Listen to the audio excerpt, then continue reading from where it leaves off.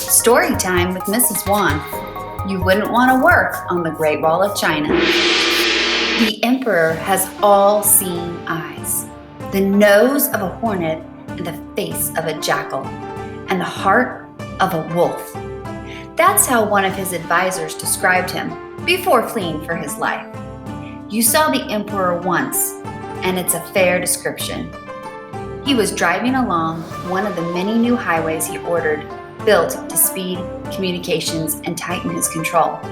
He has made everyone use the same currency, riding style, weights and measures, and distance between their carts, so they can run in the same ruts. There are rules for everything. He has built an amazing new capital and made headstrong nobles hand in their swords, leaving their land and live there under his watchful eye. Throughout the land, government officials write him reports on strips of bamboo, laced together and rolled up. There is no paper. Disobeying him is most unwise. Punishments include beheading, being buried alive, and being cut in half at the waist. Build, build, build. Poor people everywhere are forced to work on the emperor's projects. Soldiers, convicts, slaves, and ordinary people just like you. You see large numbers of them being marched off to dig canals or to build new roads and fortifications. Your time will come. The emperor is very superstitious and terrified of dying. He hopes to cheat death by finding the elixir of life, a magical substance that will make him immortal. He has sent expeditions far and wide to seek it, so far with no success. If his plan fails, he has another one. He has 700,000 workers building a tomb containing a model of his kingdom, so that he will continue ruling in the next world. They are also making an army to guard it.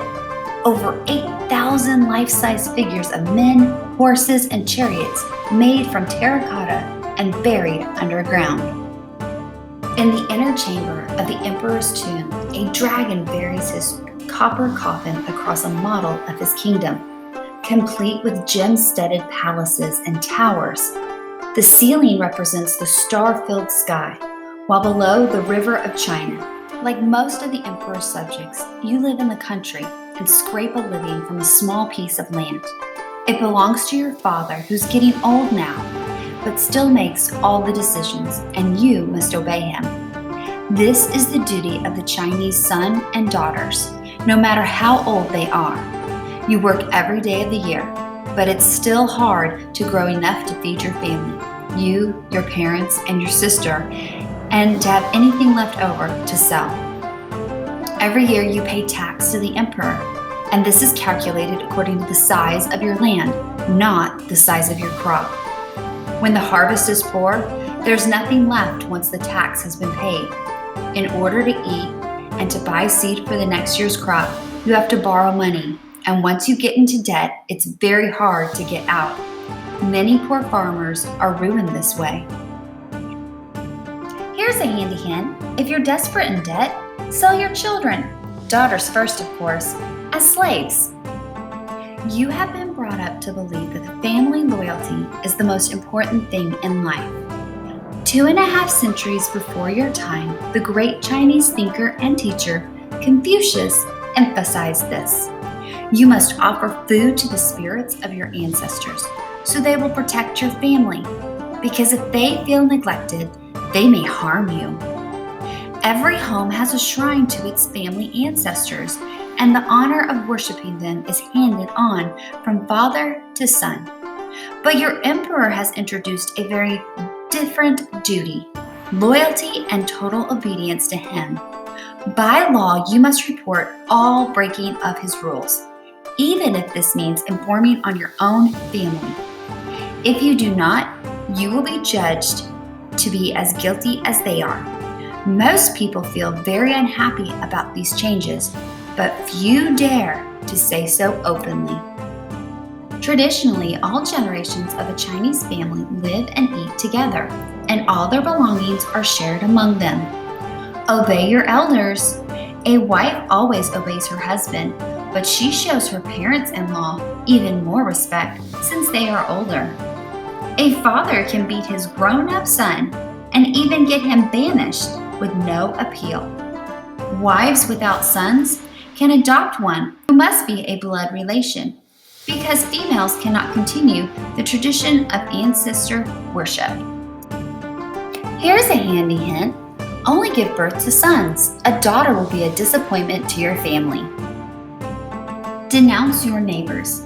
If you hear something the emperor wouldn't like, it is your duty to report it, or you will be blamed.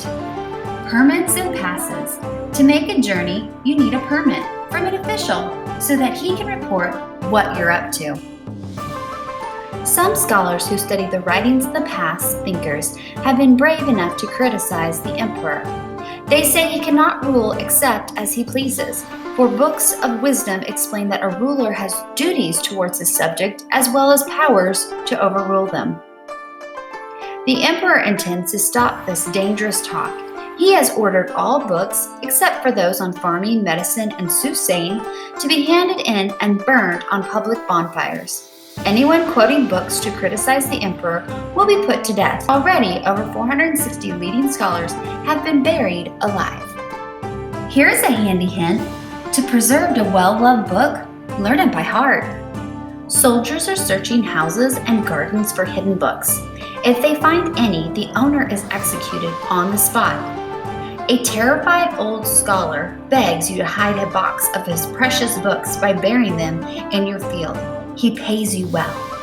I only did it for the money, you plead. When you are caught, you are sentenced to 5 years on the Great Wall. Back in the cells, you ask, what is the Great Wall? They call it the longest graveyard in the world, a fellow prisoner tells you. You're going to China's northern border, where people live in terror. There are wandering herdsmen from the plains. Their animals provided their food, clothing, shelter, but for their other needs, they go raiding, not trading. They are incredibly skilled horsemen, whooping and swooping out of nowhere, killing villagers and taking whatever they want. The emperor has decided to build a huge wall to keep them out. It will run the length of his kingdom, from east to west, linking some of the existing walls and going far beyond them. He wants it to be built fast, and he doesn't care how many people die building it.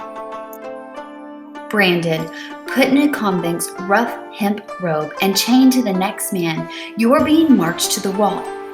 From your home village in central China, this means a 6 to 8 week journey on foot.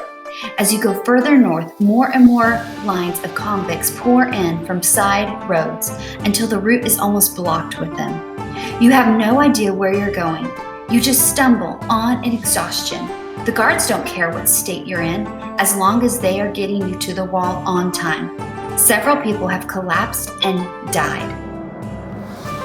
Finally, you have arrived at the military encampment by the wall. Your first thought on seeing the wall is, a wall can't be that long. And this is just part they've built so far. Miles of it, twisting and turning like a dragon along the highest ridges of the ground. It's guarding China from the wilderness beyond, where lawlessness people and cruel demons live. The towers are set at regular intervals along the wall and manned by soldiers constantly on guard. The general who is in charge of this great project has put 300,000 troops to work on the wall, and just as importantly, on the roads to protect the supplies. You soon learn to watch for the arrival of grain wagons. If they've had an accident or if their contents get stolen on the way, you'll be starving soon. Weak points in the wall, where rivers cross it, are guarded by especially large towers full of soldiers. Smaller towers are put close together so that raiders storming the walls are never out of arrows' range. The wall's amazing number of towers is explained very differently by ordinary people. They say that the first great emperor galloped the whole length of the wall on his magical flying horse, and whenever its hooves touched the wall, a tower sprang up. Under the whip, day in, day out, your work is endless, and no one cares if you are sick or dead. You build the wall over mountains, across deserts. In rocky areas, you use stone, but in most places there isn't any suitable stone, and the whole wall has to be made of pounded dirt. When you're in one of the supply gangs, you dig dirt or carry it to the site and tip it into the wooden frame. If you're in the frame gang, you spread the dirt out thinly, no more than 5 inches deep, and ram it down with pounders. When that layer is hard and dry, a new one goes on top. When the stack is high enough, the frame is taken down and set up in the next spot. It takes much sweat and many days to build a section of 33 feet tall and wide enough for 5 horsemen to ride side by side along the top. Here's a handy hint. Don't dig graves for workers who die. Pour the bodies into the foundation and they will soon be buried. Soaked to the skin. Weather never makes the work stop. You carry loads, haul logs, and pound dirt in pouring rain. Sweltering heat. In the blazing summer heat, you hack through undergrowth to make a clearing for the new stretch of wall. Freezing cold. Chilled to the bone in the icy mountains, you cut through solid rock to make a level foundation for the wall. Watch your step. No one cares about your safety. You stagger under heavy loads all day, often up dangerous slopes. An empty stomach? Only boiled mush again for supper. The army is growing food locally now, but there's not always enough. All in a day's work. After working every hour of a daylight, you fall asleep exhausted on your patch of straw inside a crowded tent. After 3 years of hard labor, your sentence has finally been lightened to military service and you're stationed in the watchtower along the wall you helped build. Army life is tough with cramped quarters, iron discipline, and constant inspections by the company commander. If anything moves out on the dusty plain, it means danger. Immediately you light a beacon fire, 1 column of smoke or a flame by night, for up to 500 raiders sighted, 2 for up to 3,000, and 3 for more than that. From beacon to beacon, the signal passes swiftly to the next garrison to summon help. Here's a handy hint. Burning wolf dung makes the clearest signal. It makes black smoke that is easy to spot. Absolute obedience. An officer who killed 2 of the enemy without waiting for the orders was executed for his disobedience. Sweep the sand. Outside the wall, the sandy soil is smoothly swept so that the enemy's footprints will show up. A horrible dry fog day, wind fills the air with fine sand, which blots out the light from the sun. This makes it hard to see. Gathering timber. From beyond the wall is a scary job, but the watchtower must never run out of timber. Winters on the wall are no joke. The snow and wind makes duty miserable.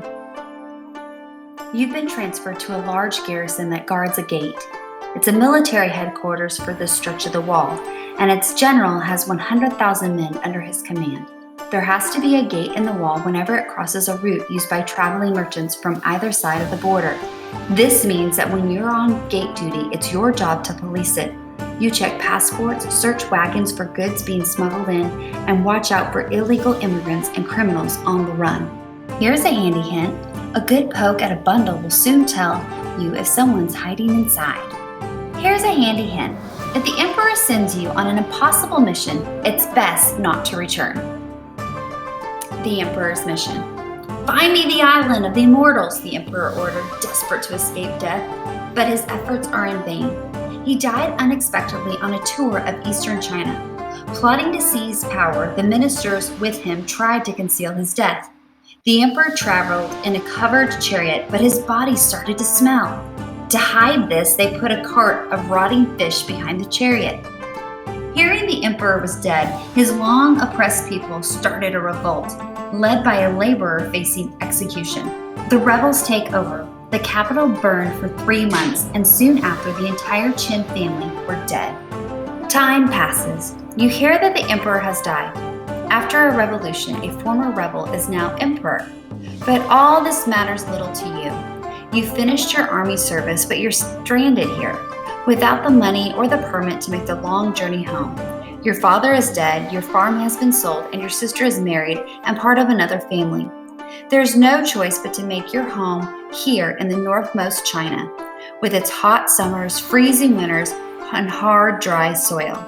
It's government policy to settle people here to protect the border and now to grow food for the army. You've been granted land. You've married a local girl and you're farming again, but you're facing a lifetime by the wall.